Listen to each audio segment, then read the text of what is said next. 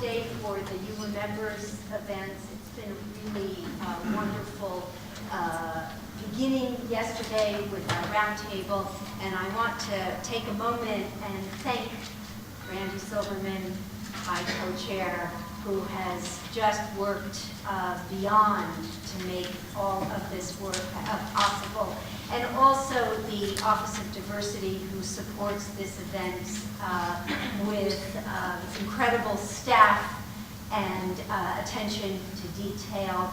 In a moment, we'll have the keynote speaker, but before, I just wanted to let people know that at 2 o'clock, we'll have an open dialogue available, and it will be convened in, I'll get this information, it's in the social work building, room 1559. I have some little flyers that I'll put in the back of the room. You can pick those up. And it's a chance to process, ask questions. It's facilitated by our Director of Peace and Conflict Studies, who is very gifted in helping people engage some of perhaps the intense issues that are raised by any number of the presentations that we have. But now I'd like to invite our distinguished professor, Catherine von Stockton, who is the Associate Vice President for Office and for the Office of Equity and Diversity, to introduce our key speaker.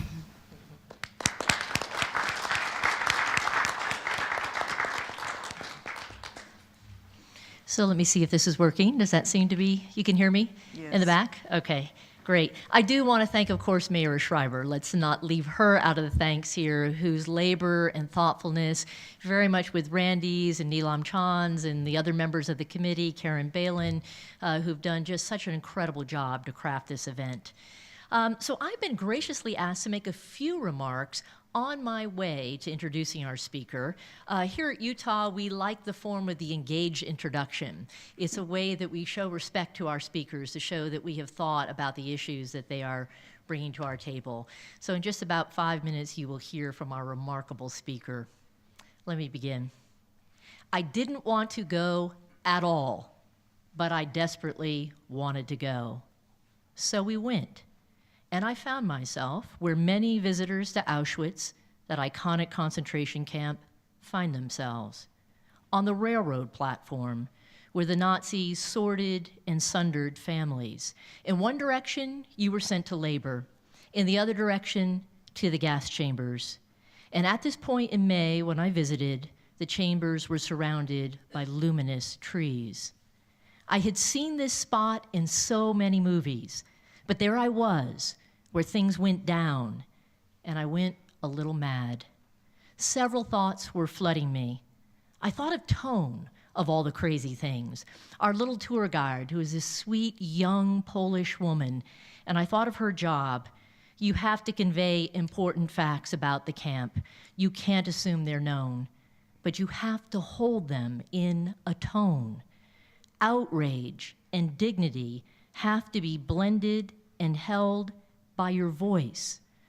I was undone by the tour guide's throat, which became my weirdly maniacal focus. And then there were the aching asymmetries that got to me. I have written on Holocaust fiction in relation to fiction on American slavery.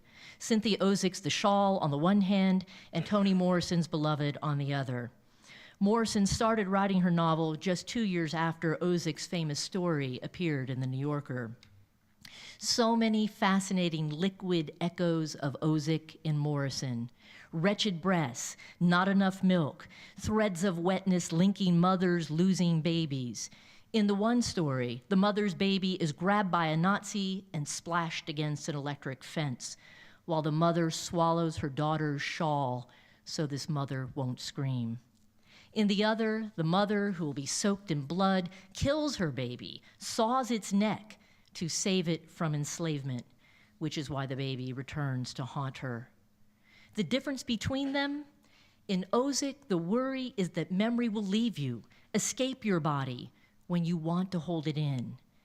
In Morrison, the worry is that memory will enter you and ravage your body beyond repair. hold it in, keep it out. There's something hugely different here that we might want to contemplate, that might make the thou must not forget of Holocaust remembrance not quite applicable to American slavery. Yet there's a point where both texts cross. They both reveal the paradox of our having to kiss the words of diaries, oral histories, testimonials, even novels that are going to hurt us, that describe the most unimaginable actions that we must imagine. That is why the baby who turns out to be memory coming back in the form of a baby who's the memory of millions of slaves, is called beloved in beloved. She is to be kissed, and kissing her may ravage you, because you must kiss such hateful words in reaching her. And then there is a crisis in scale. My last point. I went to Zion National Park over fall break, and I was asking myself, why do I keep going back to Zion and all these national parks? I've been to Zion over 30 times, and every time it blows my mind. How is that possible? And I realized that the beauty in Zion National Park, many of our national parks, is on such a scale and has such intensity that your mind literally cannot remember it from time to time. So each time you go, you are stunned anew. And it made me think weirdly of the Holocaust and slavery as crises in scale, which takes me back to the railroad platform. A crisis in scale took place on a spot. Somewhere a memory is desiring you, and there is peril, and there is scale, but there's no escaping, and we are not running, we are kissing, we're transfixed. And thus I'm intensely grateful for our speaker, Dr. Beverly Mitchell. We are in good hands. She is a professor of historical theology at Wesley Theological Seminary, located in our nation's capital. What does she profess? Dr. Mitchell teaches courses in theology, church history, African American religious history, feminist theologies, poverty, and human rights. She's the author of many publications, but let me mention two. Her book entitled Plantations and Death Camps, Religion, Ideology, and Human Dignity, and the World Council of Churches ecumenical document, a theological challenge to the persistence of racism, caste-based discrimination, and other exclusionary practices. She's currently serving a second term as a member of the Ethics, Religion, and the Holocaust Committee at the United States Holocaust Memorial Museum in Washington, D.C. I am in awe of her moving willingness to try to think these matters with and through each other. Please now welcome Dr. Beverly Mitchell.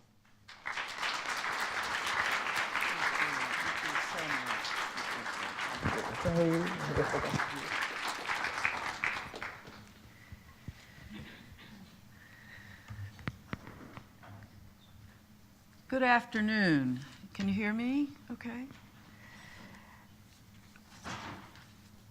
I want to thank you, Dr. Stockton, for your evocative and powerful introduction to introducing me. I appreciate that, and may we keep some of those images in mind as I talk this afternoon. I also want to thank Dr. Miera Schreiber for her invitation to participate in this university's Holocaust Remembrance events this year. This has been an important way not only to keep before us a significant defining moment in global history, but has also given us an invitation to examine the ways in which that historical moment can illumine events in our own contemporary context. I'm deeply appreciative of the hospitality I've received from Miera and Randy Silverman and other faculty and their spouses. It has been good to be here at the U. I am grateful to the Office for Equity and Diversity and the United States Holocaust Memorial Museum for their role in sponsoring my visit here. It's a privilege to come to this community to share some reflections I have on the nature of human dignity and our common humanity, which have been developed through my study of Black slavery and the Holocaust.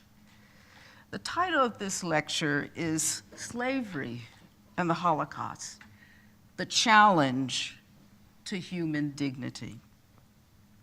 As I speak of human dignity and its violation, I ask that you keep in mind not only the images that Dr. Stockton evoked for us, but keep in mind also the faces that are projected here on the screen behind me.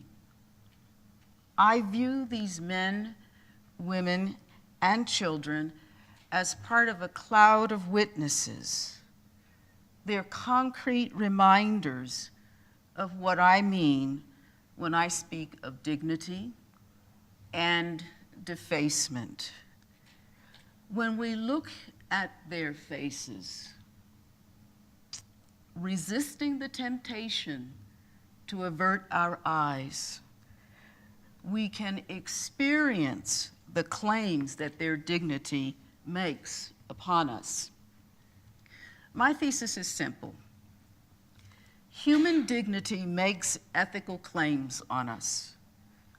Our individual well-being and the quality of our life together depend upon the degree to which we consistently honor those claims.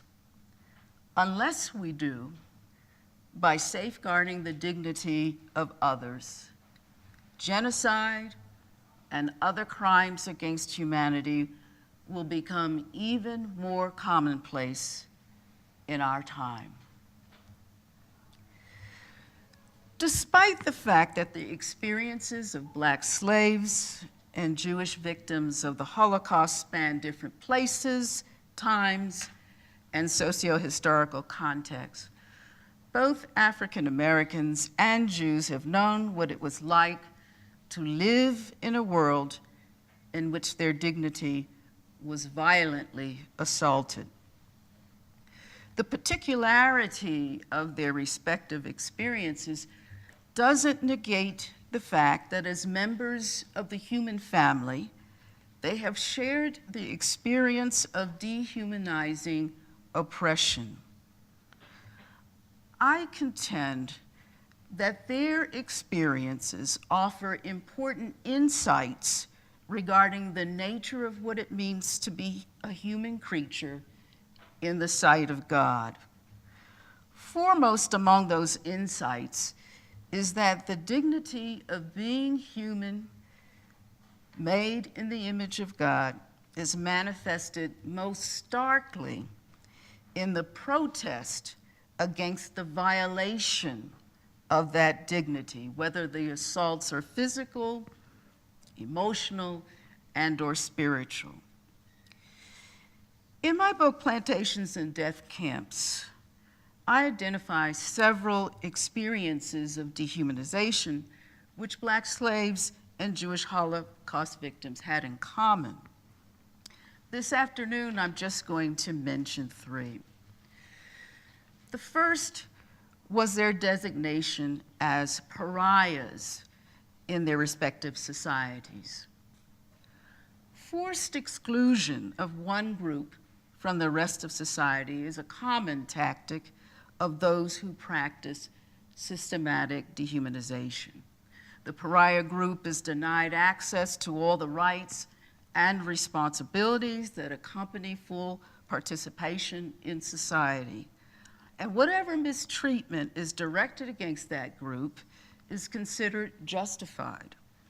Moreover, the justification of the mistreatment of the pariah group reinforces the pariah status of the oppressed. For instance, When Adolf Hitler came to power in the early 1930s, Jews were forced over time to relinquish their full participation in German society. They were forced to wear a yellow star on their clothing so that they would be easily recognized, and non-Jews felt free to practice discrimination against them. Their comings and goings were prescribed in ways that set them apart and alienated them from the rest of society. Furthermore, they were removed from their professions, their businesses and properties were confiscated, and they were excluded from public events. By the late 1930s, in less than 10 years, their pariah status was well entrenched in German society. African Americans have had their own experience of pariah status through their status as slaves and then later their experience of both legalized and de facto segregation. Exclusion was a hallmark of the experience of African Americans well into the 20th century. The United States Supreme Court decision, Plessy versus Ferguson of 1896, with its doctrine of separate but equal status between whites and blacks, ensured that African Americans were consigned to inferior public facilities such as transportation venues, restaurants, stores, public restrooms, and educational institutions. That systematic social exclusion was accompanied by a constant, relentless message of inferiority, which was reinforced through state-sanctioned violence. A second feature of dehumanization that Black slaves and Jewish Holocaust victims experienced in common was the particularity of the suffering of female victims. Now, the differentiation of the suffering of females and males in this context is not done to minimize the suffering of the one at the expense of the other.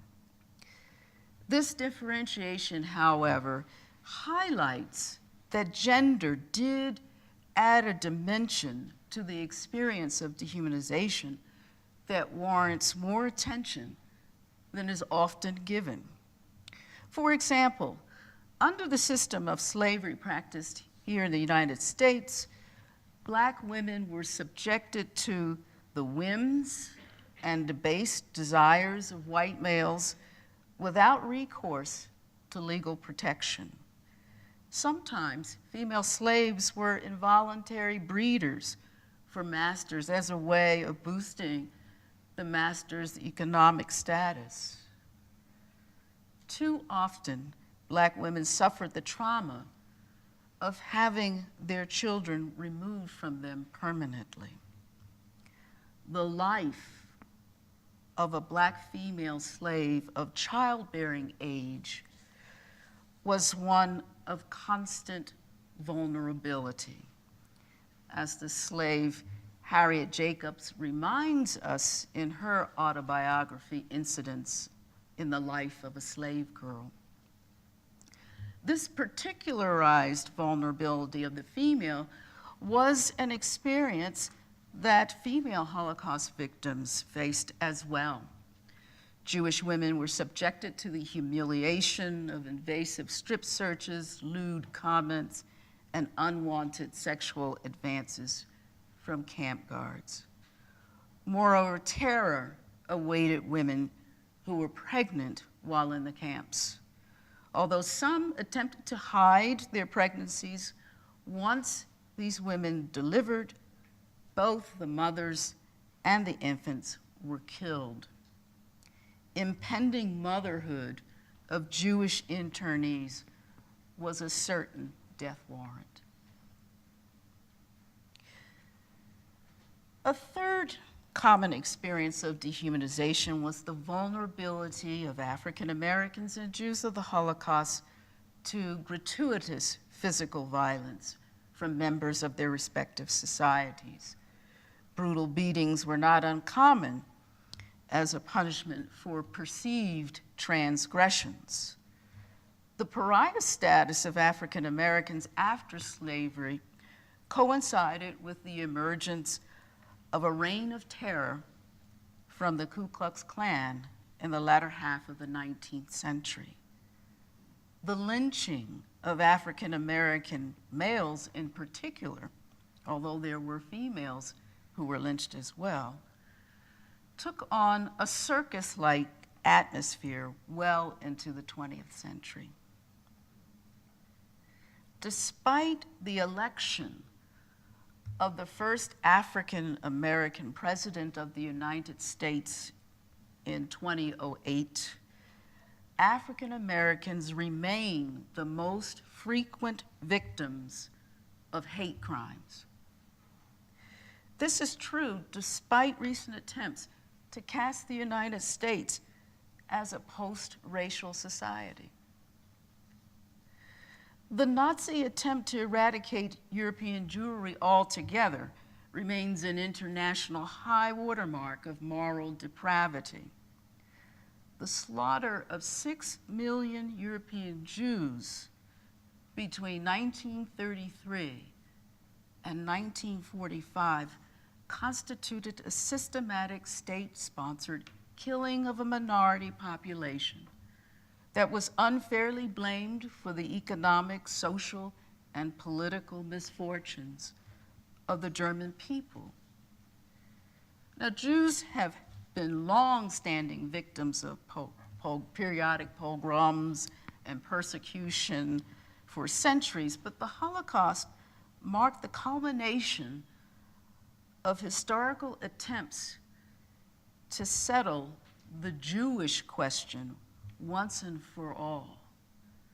Beware when you become a question to be, or a problem to be solved. In countries invaded by the Nazis, the Jews were rounded up into ghettos, concentration camps, and gradually transported to killing centers.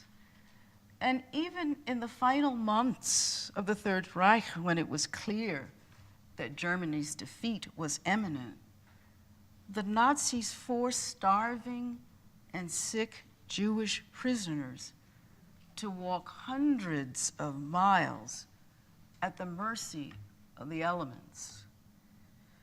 Approximately 250,000 Jews died just as a result of those death marches.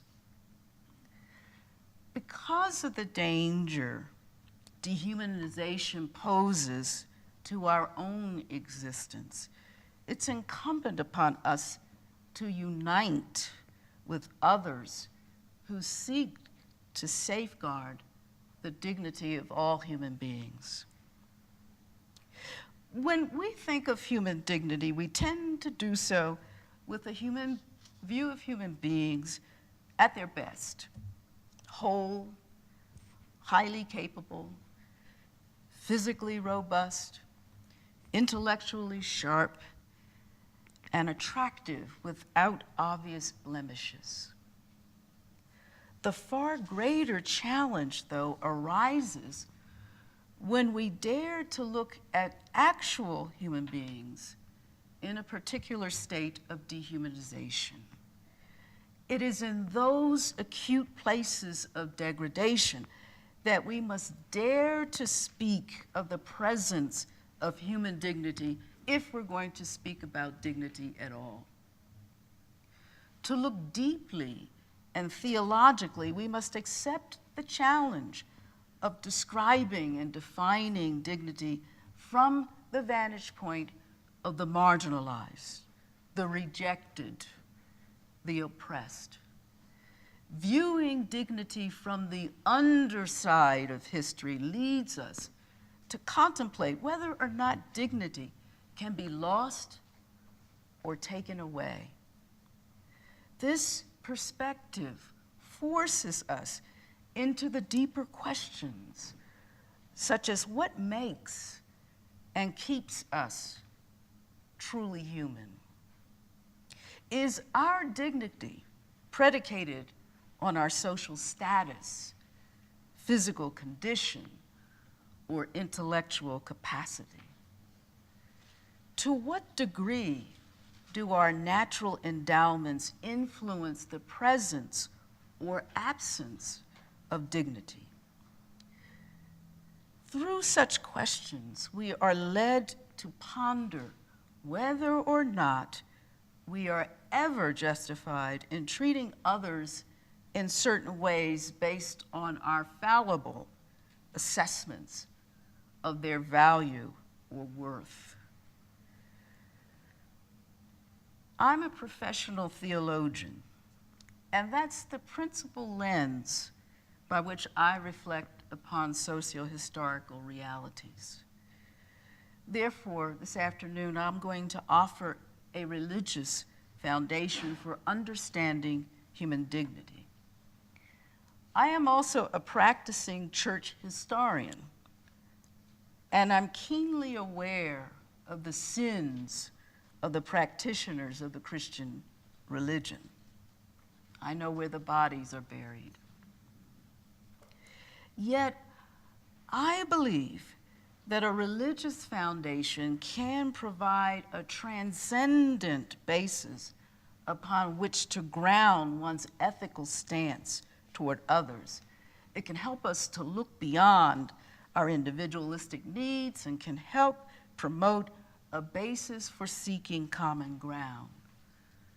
It can encourage us to be more inclusive and expansive and to see ourselves as bound to each other in one human family.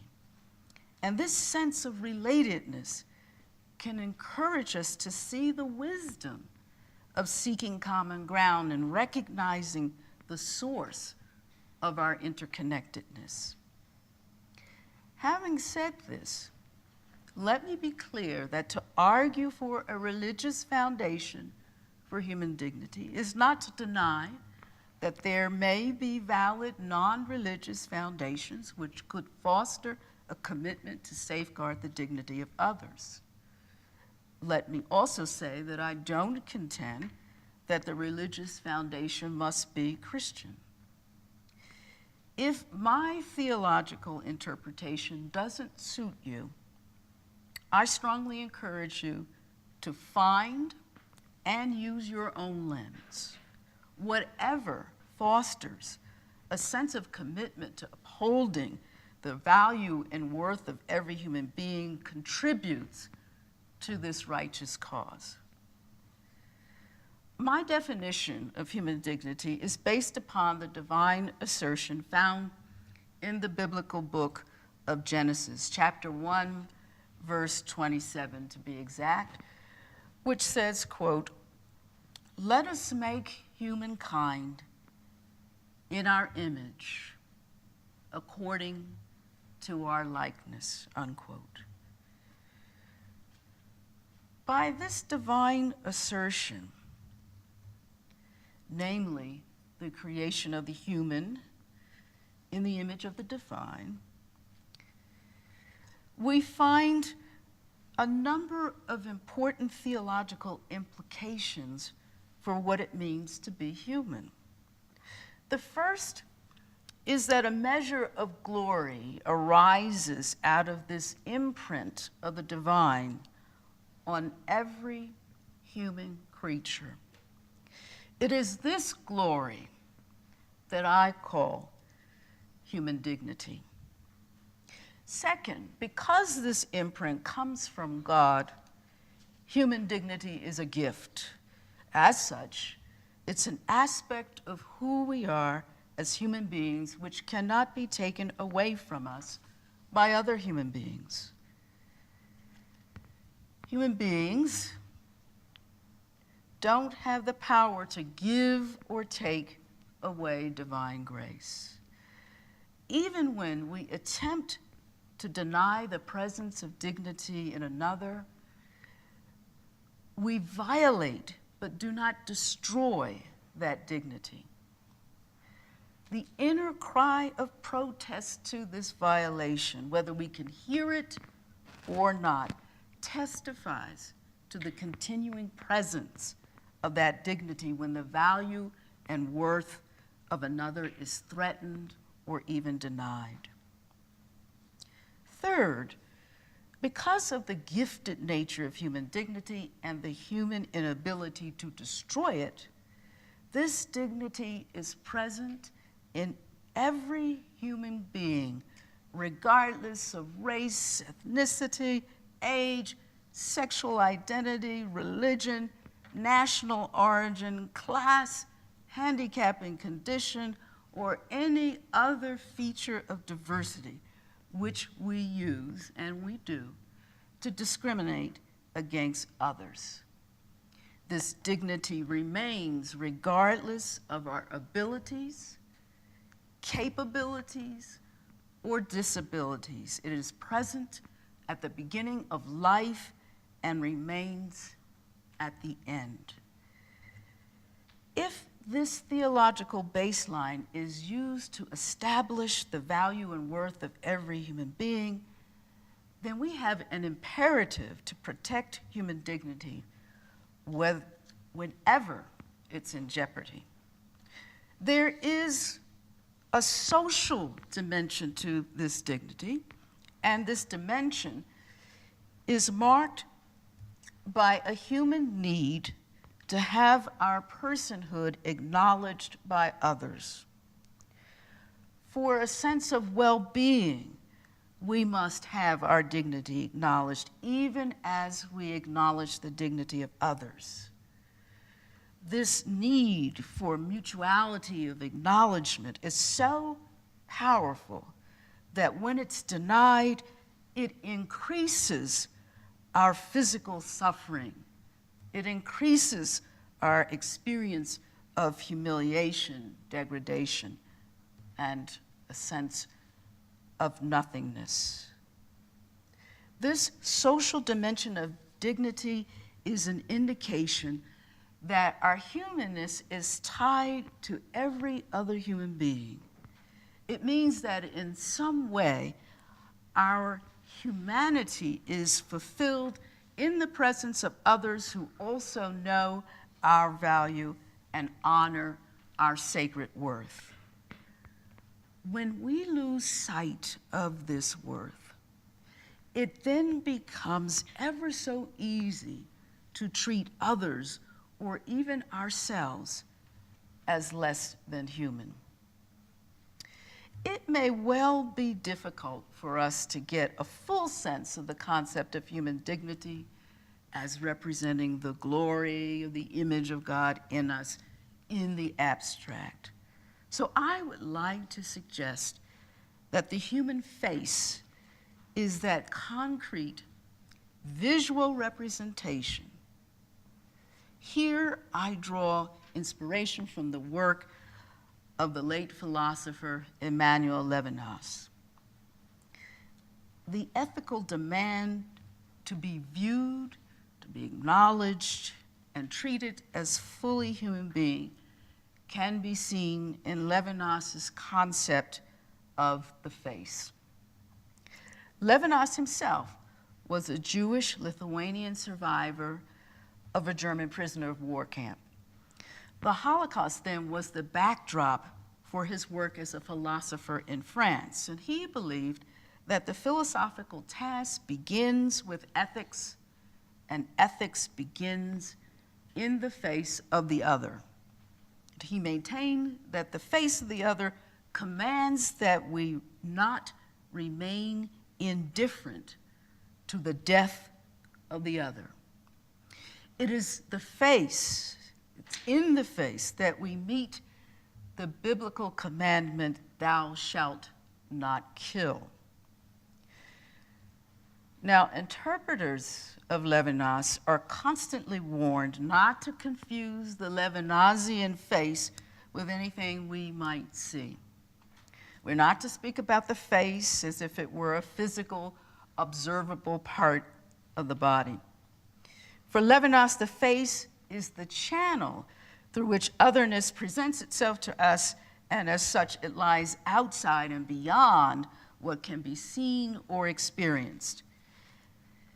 Hence, at the great risk of rendering Levinas's concept of the face more concrete than he would ever have chosen it to be, I am going to speak of the importance of the physicality of the face in relation to human dignity. And I'm compelled to do so by the nature of these witnesses. They cry out for a discussion that is concrete and physically palpable. For me, the face functions as a synecdoche. That is, the face not only stands for the actual face, but the entire body as well. The visual testimony of these witnesses indicate in poignant and graphic detail that the attempt to violate the dignity of other human beings is often vividly reflected in the body. Whether it's the sting of a lash, the searing burn of a bullet, the sharp pain from a machete, or the denial of nourishment, it is often in the realm of the body that we are first abused. Thus, the human beings that you and I encounter in our daily walk confront us in the form of the face with a visible, concrete manifestation of their value and worth in the eyes of God. And this worth suggests a sacredness that we must not breach. If we dare to look closely, the sacredness that we see in the face of another says not only, as Levinas says, thou shalt not kill, but also says, you are connected to me. It's through the face, through the body, that our dignity as creatures of God shines forth and calls us to respond with respect, to treat each other as having inestimable value. Moreover, insofar as each one of us bears the mark of God, this mark connects us theologically to each and every one. And this connection is the link that makes it incumbent upon us to be keepers of each other. Thus, what happens to you concerns me, and what happens to me concerns you.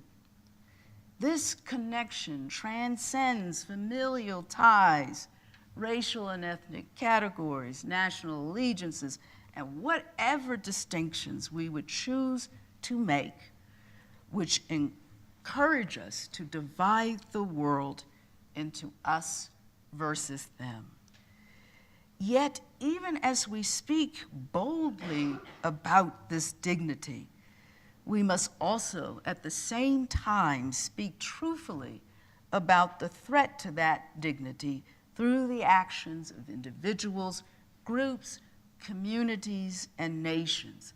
And it is these acts that I call defacement. Simply stated, defacement is the assault on the dignity of another.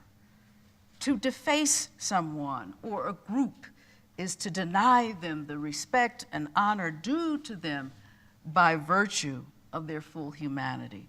It's to fail to see their sacredness. It's to dismiss a person or persons as having no value or worth.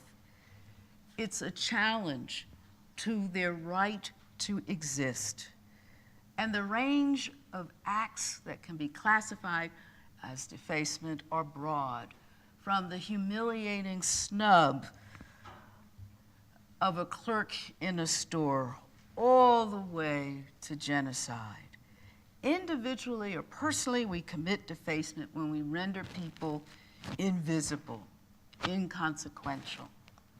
Defacement can also be corporate or communal when our communities engage in activities that exclude designated others from the advantages of a decent life by denying them access to the benefits of good neighborhoods, decent schools, and living wages.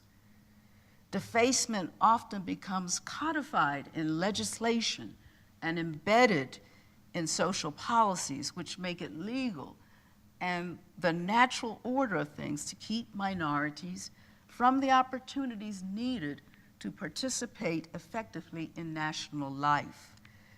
Defacement is most visible when one group in a society decides that another group is unfit to live. One of the most important lessons I believe we can learn from the Holocaust, from slavery, and other crimes against humanity is that we must safeguard the dignity of every human being. And for those of us who are alarmed by these kinds of crimes, we have the responsibility to recognize, to embrace, and propagate the notion of the importance of safeguarding human dignity because of the bond we share as fellow human beings. Historically, an important step in the protection of human dignity is attentiveness to the presence of ideological thinking and or propaganda in the public sphere, which makes dehumanizing practices socially acceptable. White supremacy and racialized anti-Semitism became ideologies of death that robbed African Americans, robbed Jews of their right to participate fully within their respective society. The enduring legacies of these ideologies illustrate the price we pay when there is no commitment to safeguard the dignity of others. Attentiveness to history should lead the privileged among us to inquire, who's to say that at some point in time we too will be subjected to the same determinations and assessments regarding our fitness to live?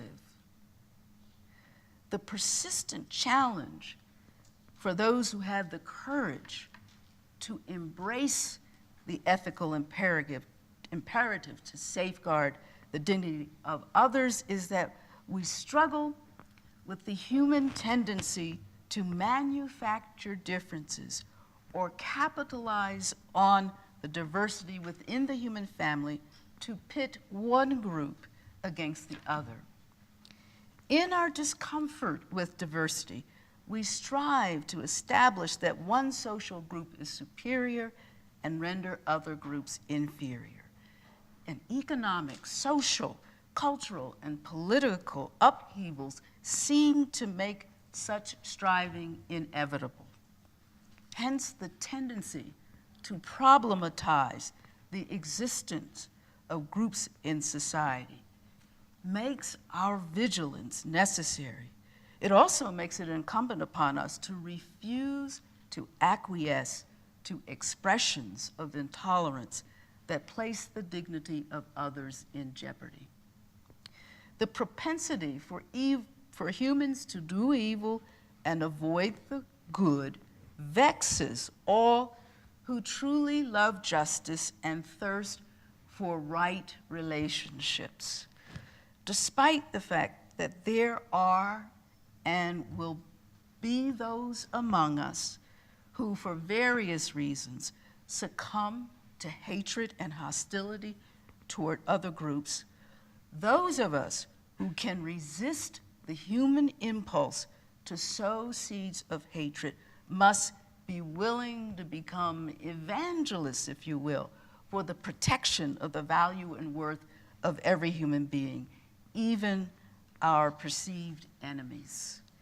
Perhaps, though, what might be worse than those who are caught up in ever-increasing spirals of hatred and violence are those who do not hate, but nevertheless stand by in silence and inaction toward the breaches of peaceful and just human interactions.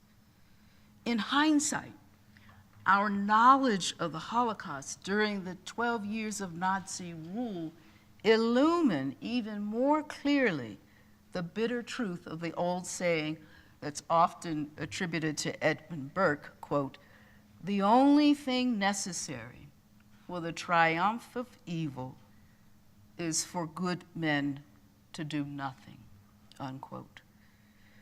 The German Lutheran pastor, Martin Niemöller, articulated the tragedy of indifference when he penned the following poem from the context of Nazism. The poem goes like this. First, they came for the socialists, and I did not speak out because I was not a socialist. Then they came for the trade unionists, and I did not speak out because I was not a trade unionist. Then they came for the Jews, and I did not speak out because I was not a Jew. Then they came for me, and there was no one left to speak for me. In another context, a different historical moment, the Reverend Dr. Martin Luther King also understood the moral harm perpetrated when those of goodwill fail to protect or defend those whose dignity comes under assault, when he wrote, quote, "We will have to repent in this generation, not merely for the vitriolic words and actions of bad people, but for the appalling silence of the good people. We must come to see that human progress never rolls in on wheels of inevitability. It comes through the tireless efforts and persistent work of men willing to be co-workers with God," unquote. Now, King, faithful to the prophetic ministry in which he was called, sought to impress upon the so-called good people, clergymen even, that the time was now to do the heavy lifting of delivering the southern United States out of the quicksand of racial injustice and onto the solid rock of human dignity. The truth is that indifference and complacency are the enemies of justice, because the pursuit of justice requires the passionate engagement of those who dare to care. When good people are unwilling to speak out for the vulnerable or intervene in the face of oppression or take risks on behalf of those who are socially crushed, then they are no longer good. It's unfashionable in some academic circles to speak about a common humanity, to avoid the transgression of hegemonic universality. And while I concur that we must be resistant to such tendencies, I contend that there are issues within the global community that compel us to consider our common humanity, even as we engage in important, meaningful reflection from particular socio-historical contexts. Incidentally, it seems to me the real challenge is to perfect the dance between particularity and universality, not to deny the value and importance of considering either one, in our academic discourse. As an African American woman from the United States, one could raise the question to me, why is it that I feel a theopolitical commitment to vigilance against the growth of anti-Semitism? I could devote my energies for vigilance solely on the plight of African Americans who bear the scars and still carry the weight of the burden of the ideology of white supremacy on their shoulders.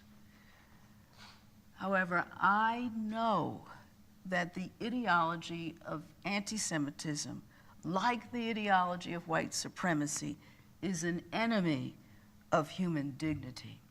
Just as the impact of white supremacy is my business, the impact of anti-Semitism is my business as well. None of us can afford to circumscribe our commitments to our own silos of concern. In the need to redress the violation of the dignity of one's own community of belonging, we can lose sight of King's insight when he said, quote, "We are caught in an inescapable network of mutuality, tied in a single garment of destiny," unquote. The truth of his observation is even more evident geopolitically in our time through globalization. His observation has always been theologically true, for we are bound to each other by the reality that we are creatures, all of us, in the image of God. Hence, there is no room for ideologies, mindsets, practices that insist that some groups are less human than others. If you and I truly recognize what's at stake here, then we know that King was right when he said injustice anywhere is a threat to justice everywhere. Therefore, embracing our common humanity is an important step towards safeguarding the dignity that belongs to each one of us. I'm nearing the end of this talk, believe it or not. I'm coming down the pike. Safeguarding human dignity is both an individual and communal act, and I see 5 practices that we can adopt to safeguard the dignity of others. We can do so through making a theopolitical commitment to protect human dignity, exercising self-critical examination, bearing witness, maintaining vigilance against white supremacy, anti-Semitism, and other ideologies of death, and finally engaging in the practice of radical hospitality. And I'll just briefly describe what those practices involved. The first, a theopolitical commitment. What's a theopolitical commitment? It's a theological and political commitment. I'm an academic and we love to make up words. I believe it does take a theological commitment to safeguard the dignity of fellow human beings. And the grounding, this theological grounding, can supersede our petty prejudices. It can relativize our limited perspectives and transcend our egocentrism. This, I think, to do that requires a theological foundation that recognizes the value and worth of every human being as a gift of divine grace. Understanding humans arising from a purposeful creator who stamps the divine image on each one of us captures not only the value and worth of each human being, but also underscores the nature of the tie that binds us to each other. It can illumine the reality that we are enhanced or diminished to the degree that others are enhanced or diminished, and offers us a powerful incentive for commitment to the well-being of others. That's the theological part of the commitment. But it also takes a political commitment as well. Our theological commitments with regard to our relationship to God and to fellow human beings determines our values. The economic, social, cultural, and political commitments we make arise from those values. Our values then determine the way we treat each other, not only personally, but also collectively. What we truly value is reflected in the socio-political decisions we make and the policies, laws, and customs to which we submit ourselves. Whether we are weighing in on welfare reform, immigration, renewal of voting rights, national health care reform, our decisions with regard to these issues reveal the degree to which we are committed to upholding the dignity of all, or whether our concerns are limited to me and mine. A theopolitical commitment to human dignity is needed to help safeguard the dignity of all. The second practice is self-critical examination. One of the major problems with ideologies such as anti-Semitism and white supremacy is that they constitute more than personal beliefs and attitudes. They tend to permeate the ethos of a society because they become embedded in customs, laws, and public policies. Consequently, as members of society, we imbibe this stuff, even when we do not consciously subscribe to the ideology that informs it. That's why it's crucial for us to engage in periodic self-critical examination, not only of ourselves as individuals, but also as members of various groups within society. It's fortunate, and this reflects that there has been substantive change in the United States. We live in a time when many people are somewhat embarrassed to be accused of being racist or anti-Semitic. This indicates that people at least find these labels repugnant, even if they have difficulty applying those labels to their own attitudes, beliefs, and conduct. But the willingness and the courage to look within as well as without are indispensable in being attentive to the ways in which things we say and do can violate the dignity of other human beings. Third, bearing witness. Being a witness is retelling the life stories of communities, and it's invaluable as a way of promoting regard for human dignity. Recounting history, telling younger generations about events such as the Holocaust, Black slavery, the modern civil rights movement, the Rwandan genocide, the ethnic cleansing of Bosnia, the killing fields of Cambodia. All of these things must be told often.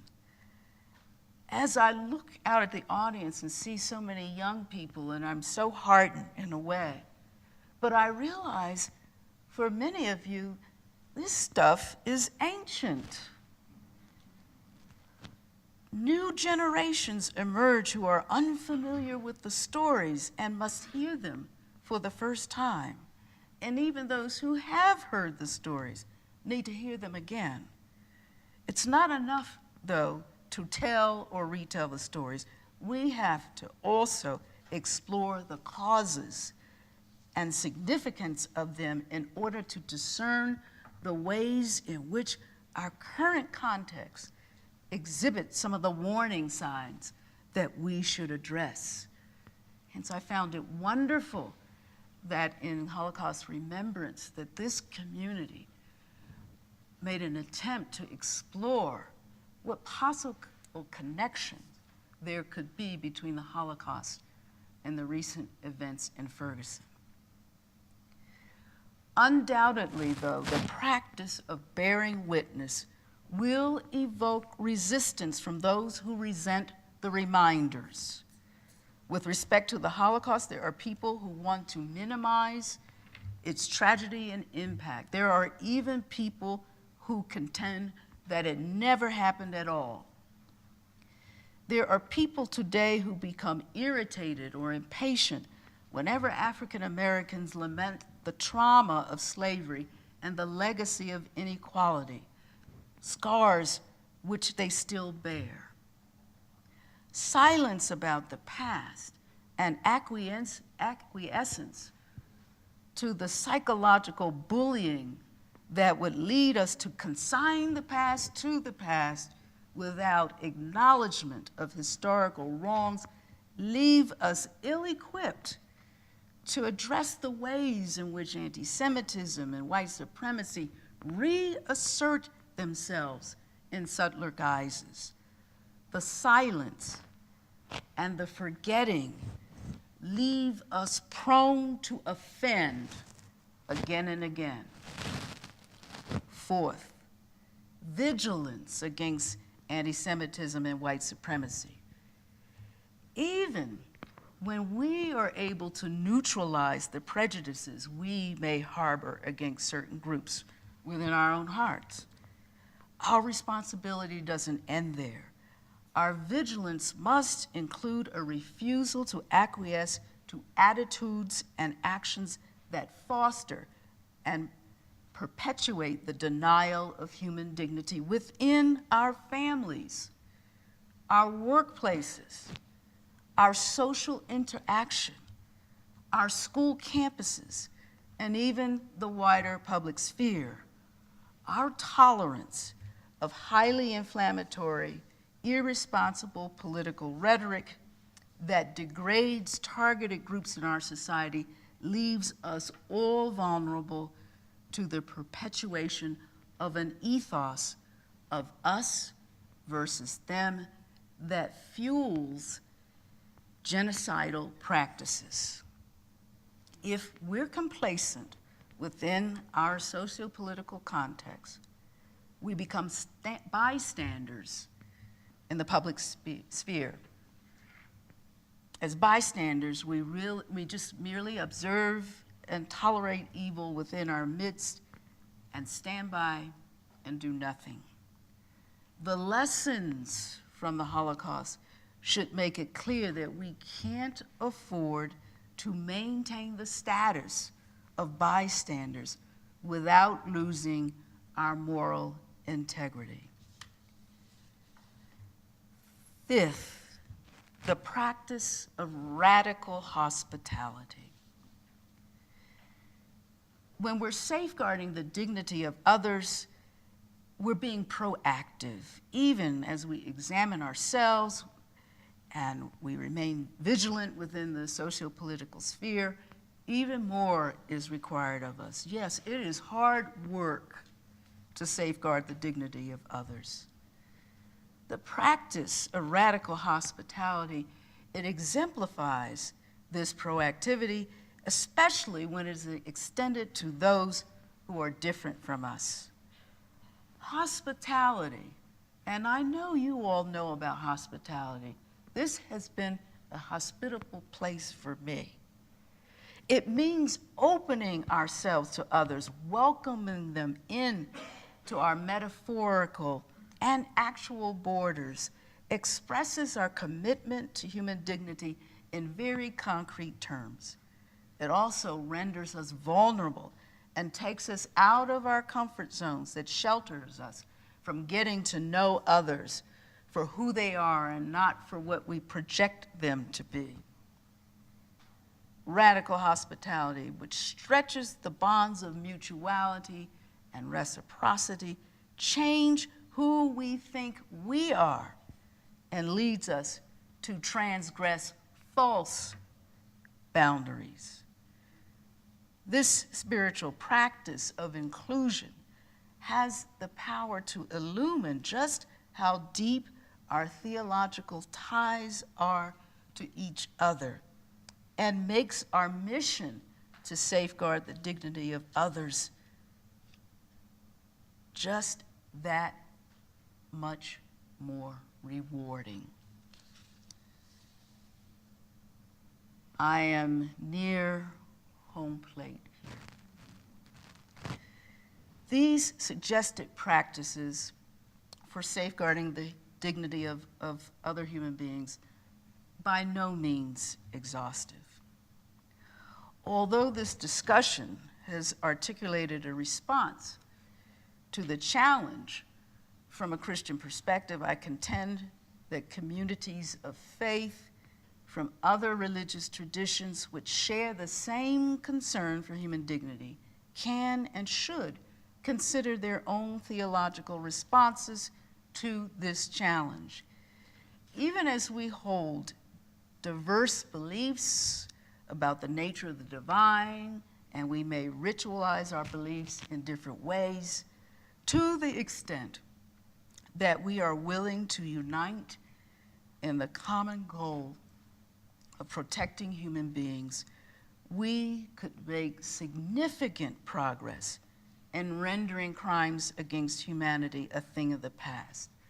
And I urge this particular community to exercise leadership in this area, to seek to unite with others, whether from secular or religious groups, regardless of where they're from, if they're committed to an alternative vision of life. Life can be better for us here. It doesn't have to go this way. The faces of those projected on the screen and the countless millions like them, past and present, are reminders that human dignity makes ethical claims on us. Our individual well-being and the quality of our life together depend upon the degree to which we consistently honor those claims. Unless we do, the lessons we can learn from remembering the Holocaust and other crimes against humanity will be squandered, and the shame will be on us. Thank you so much for your attention this afternoon. Thank you.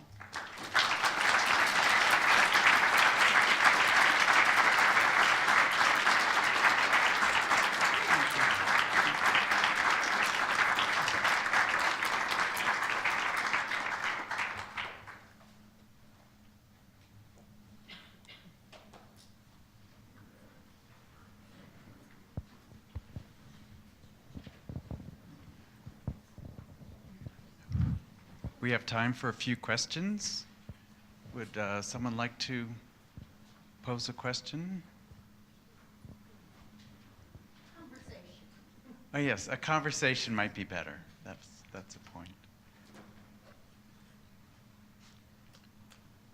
Please.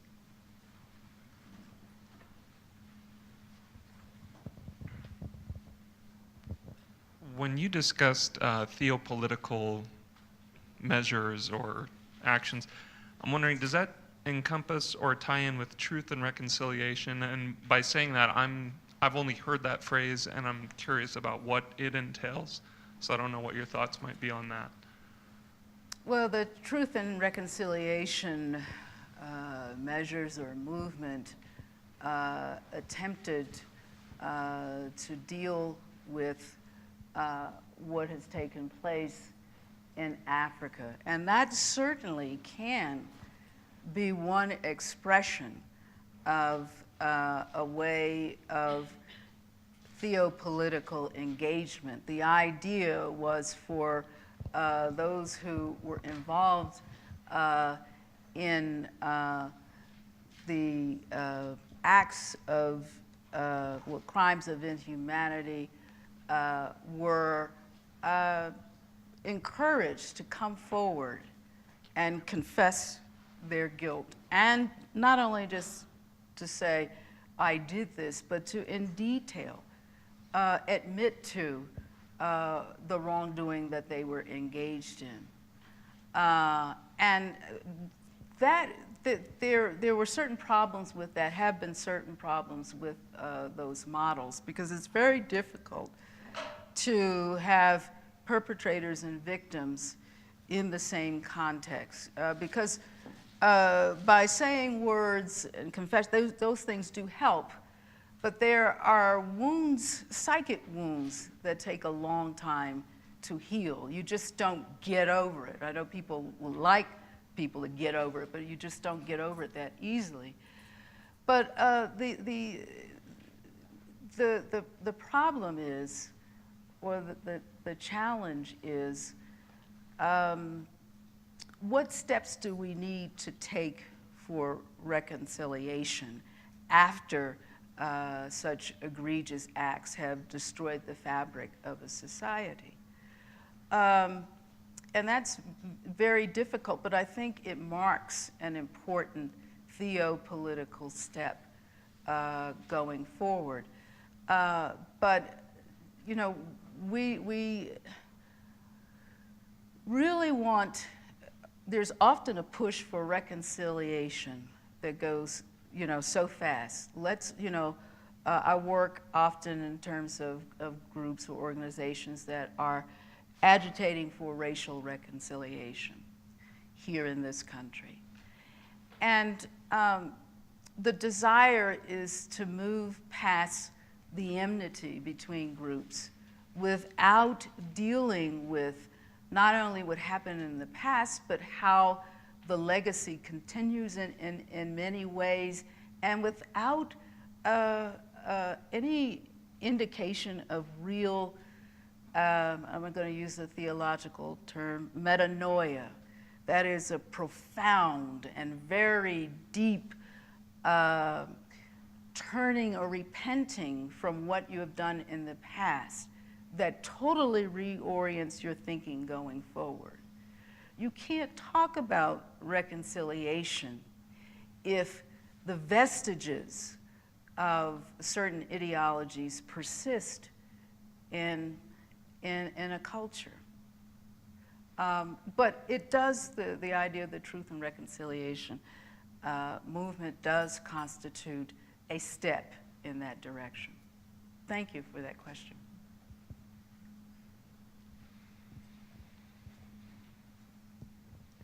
So I've always been intrigued by the face and Levina on the face. So a couple of questions about that. Mm-hmm.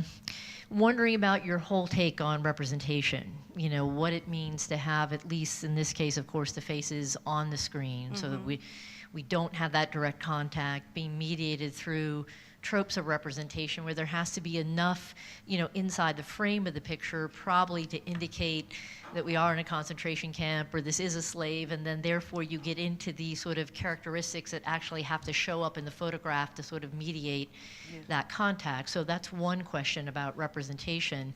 And then this really question I think came up for me at the panel yesterday, you know, and I think Bruce was doing a lovely job in trying to sort of talk about how, you know, with say slavery supposedly in the past and the Holocaust supposedly in the past, but we look at these conditions for people now, and one of the terms that critical theorists will use is slow death or chronic lethality.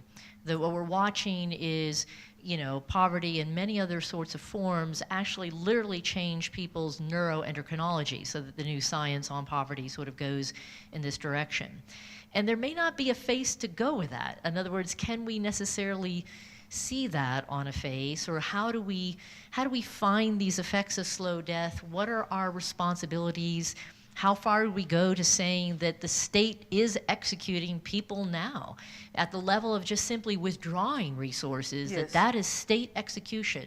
Yes. You know, would you feel comfortable going that far to accuse the state of actually executing its citizens now by its withdrawal of resources. So that's sort of a bundle of things, the question of the representation of the face, the question of slow death, and then our responsibility in relationship to very slow forms of state execution. Those are kind of questions that could keep one perennially occupied, at bare minimum, in a semester-long seminar. But they are important questions. I have to wrestle with the challenges and problems of visual representation. There are lots of scholars who are working on that, and as I continue to engage their thoughts on it, I might need to modify, clarify, adjust. But it seems to me that when you encounter people, the attempt of, I was very frustrated as I was crafting this notion of human dignity, because for me it's so crucial that, that I be concrete. I cannot stand over being overly abstract, because it obscures what's really there. But how do you make this concrete? And I found the work of Levinas somewhat helpful, although he was incredibly frustrating as well. And so I took certain liberties. But it is something. We need something. And perhaps I will, or others of you can think about other ways in which you may be able to access concretely what compels you to respect the other as a full human being. I'm open to whatever works, but that's when I go to consultations and workshops at the Holocaust Museum, it's a question that comes up all the time. Your second question,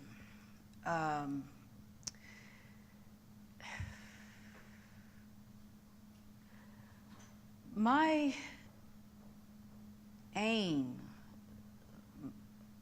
my concern is that in our thinking about that which really points to our value as being of sacred worth, that challenge to see others that way helps us to begin to think through the ways in which we order our lives as individuals, as communities, as nations, etc. Leads us to ask, are these things supporting or upholding dignity, or are they not?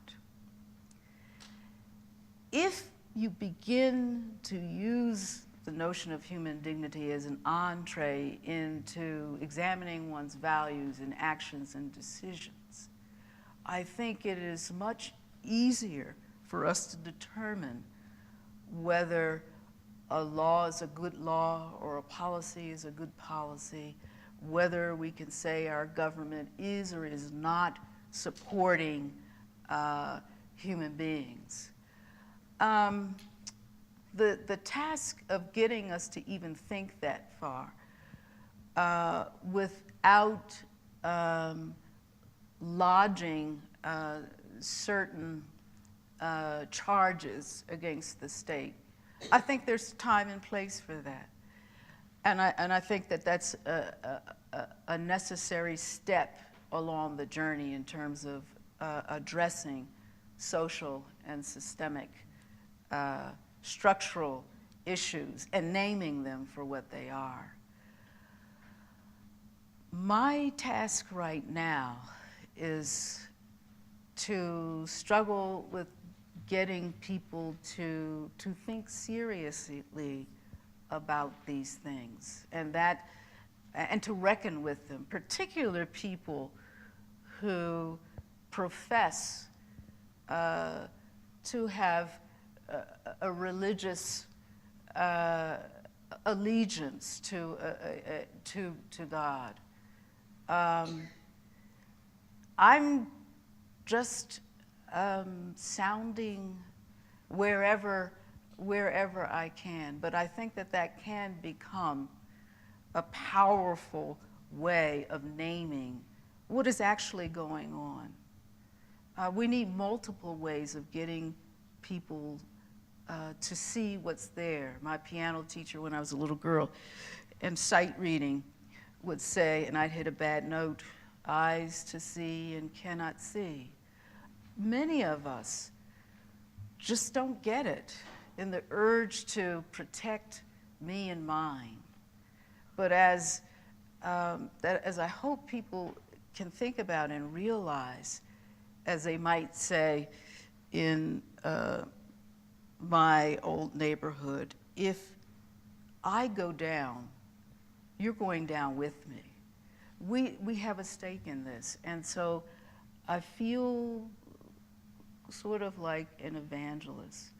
But I am very much encouraged by young people who are listening and thinking about these things. They're not yet jaded, and that keeps me going. But you should come to the sessions at the museum. Thank you for your question.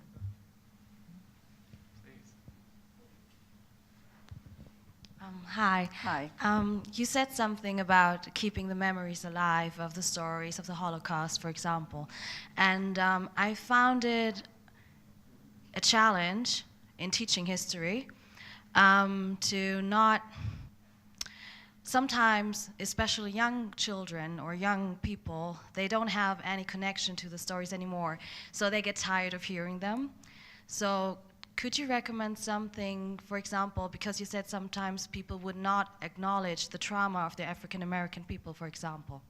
So how would you recommend to deal if somebody is kind of ignorant to these kind of issues? Well, there are, all sorts of resources available that people can go to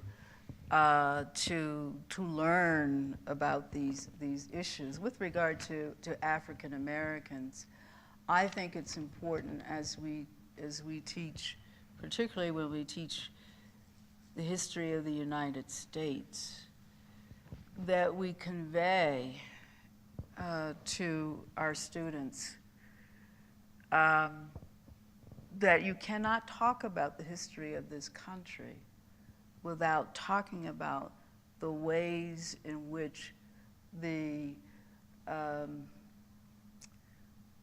assault on the indigenous population and the use of slave labor is a part of the story that they must understand. And getting people to recognize here in this country that Black history is American history. It's not just history for African American. Creative ways of getting people to see that it's in their interest to know about these things. And that's a challenge, to do it creatively. But I think there are lots of resources. People connect by hearing stories. I think ways in which the storytelling of our students can illumine ways in which they may have had experiences that in some way, large or small, can connect to a larger story that stirs up an empathetic imagination such that it can heighten a sense of curiosity about how all this fits together. But I really appreciate your struggle. I teach church history and toward the end, we do deal with the civil rights movement. And as I indicated earlier, I'm teaching students now for whom that is ancient history. Even African American students who we're past that now, or they don't want to, you know, they don't see the urgency of that.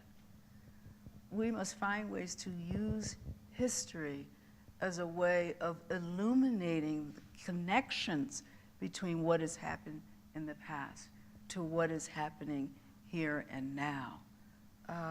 Because there is a way in which you get a repetition of sorts, of things that we don't want. But I salute and appreciate your challenge. But there are lots of educational texts, people who are writing to help to bring this history alive within the African American community.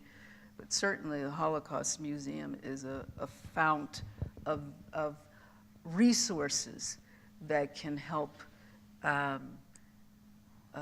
attract new audiences to encounter this history. If you want, I can give you my card and afterwards, and maybe we can engage in email conversation to point you specifically. Sure, happy to. Thank you so very much for that wonderful, I would say, challenging, provoking, thought-provoking talk. I was curious that, given your background and interest in human dignity, that the one word you never used was love. Mm-hmm. I never heard it. Mm-hmm.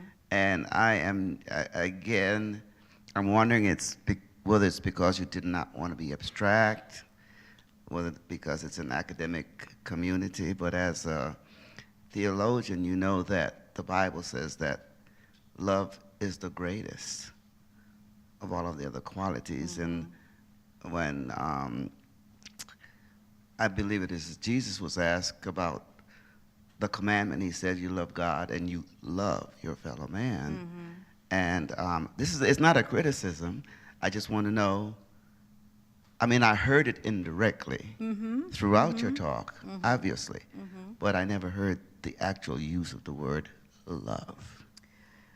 That is a question that will take me back to my desk and ponder the notion of dignity, particularly as it relates to the concept of love as we hear it talked about in the New Testament.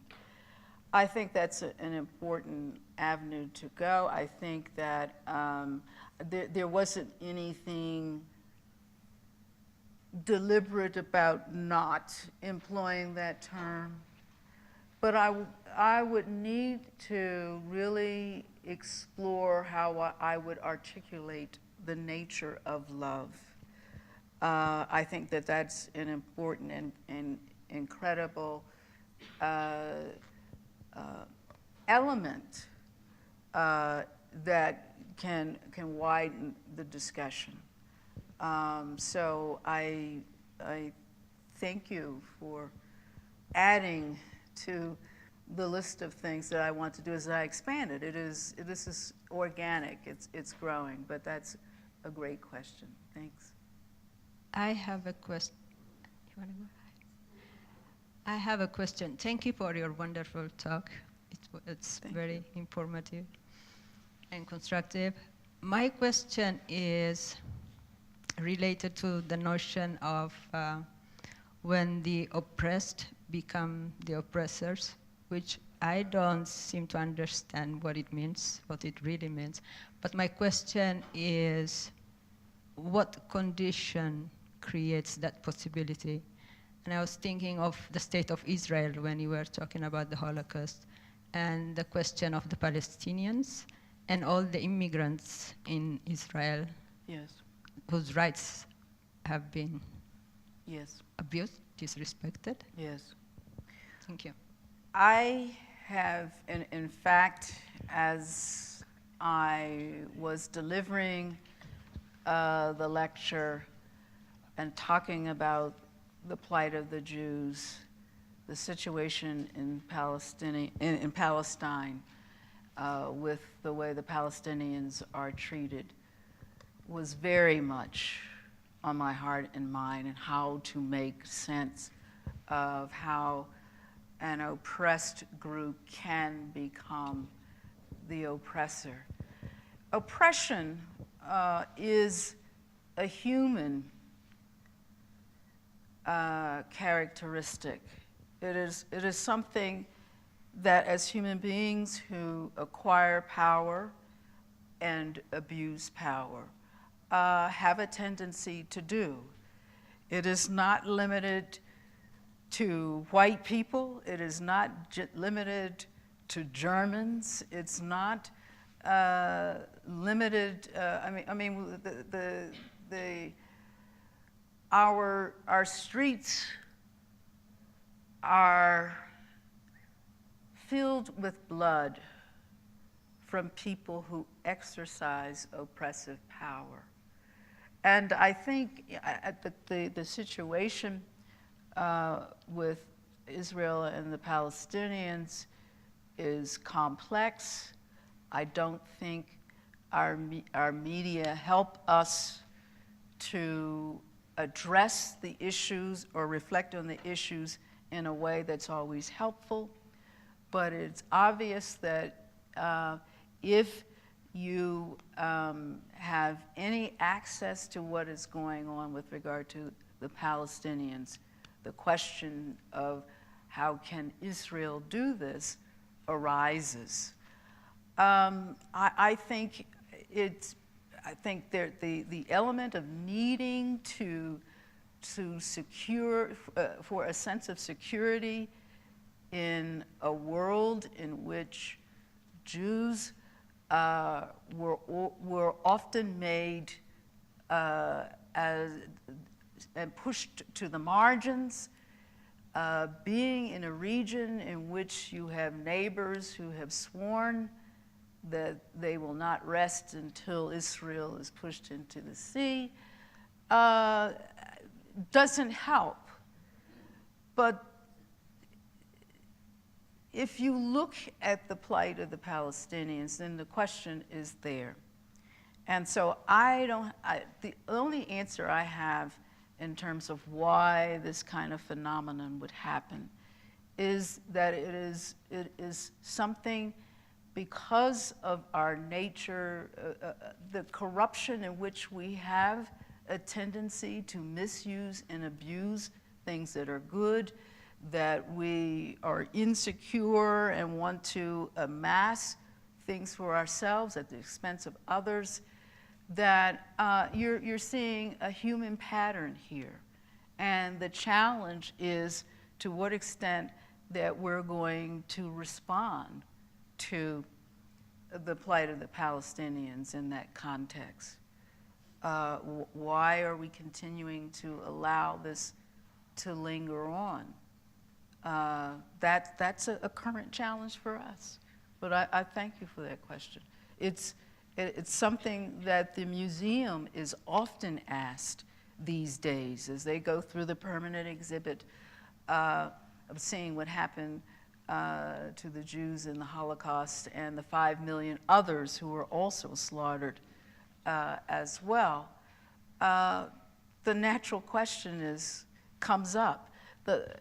What about the Palestinians? And the museum is having private conversations among the staff, but there have been some of us who are urging an opportunity for more public discussion about this situation in light of what happened with the Holocaust. One more question? Okay. Today, how, as like a global society, do you think we can address certain groups that are arising that have these ideologies that don't really believe in universal human dignity? I'm thinking kind of about ISIS. I think Israel-Palestine is a great example that I think the Israelis are treating the Palestinians horribly to some extent, but it's very complicated. How do you think, as a global society, we need to address like problems like this? If I had the answer to that, I would have a lot of power and money, but it is a fair and good question. And I think it starts at dealing in the local area, paying attention to current events, what's happening, and seeing how issues are framed. I think it also involves connecting with groups globally who are trying to deal with these issues. And so there's not one step that's going to lead us in the promised land. But this global piece is, and the reality that in many ways our interconnectedness is becoming more and more obvious. People such as yourself who are concerned about these issues and want to know how can we begin to change the tide, or what can I do personally, or what can people I know do personally. There are lots of organizations that are raising these issues, and one of the important things is learning more about what is really happening, as opposed to the sound bites you sort of get here and there, which are very unhelpful, oversimplify, shape, and direct us to think in certain ways. We have to be sort of diligent in ferreting out ways in which you can find substantive, careful analysis of what it is that we're wrestling with. And through that, I think one of the positives about the internet can be that it can be a vehicle for connecting with other groups who share the same concern. But it involves a kind of spiraling out, starting with one's own stuff, dealing with the communities in which you engage, learning what you can, connecting with other people who are concerned about these things. And we can make a difference, I think, as the Catholic leader of the Catholic social worker movement from around the time of the Depression, Dorothy Day, said these changes that we are looking for come by little and by little. It's a long, arduous, sometimes painful, sometimes joyful journey to agitate and move toward more humane ways of relating to others. If you are interested in these kinds of issues, prepare to commit for the long haul. And that's not an easy task to do, because to engage in it without becoming, collapsing into despair, frustration, getting burned out, you need community to help, not just trying to go it alone. But I would encourage you to seek out avenues that can provide some ways in which you, even making your own decision about where, how you're going to work, where you're going to work, what kind of work you're going to do when you leave this place. All is part of the journey toward the commitment to struggling for the forces of justice. And I wish you well in that journey. Thank you for your question. The dialogue continues at 2 o'clock with Professor David Darazotis, Director of Peace and Conflict Studies over at Social Work 155. Please join me in thanking Dr. Beverly Mitchell for her wonderful presentation today. Thank you so much. Thank you. Thank you very much. So patient. Thank you.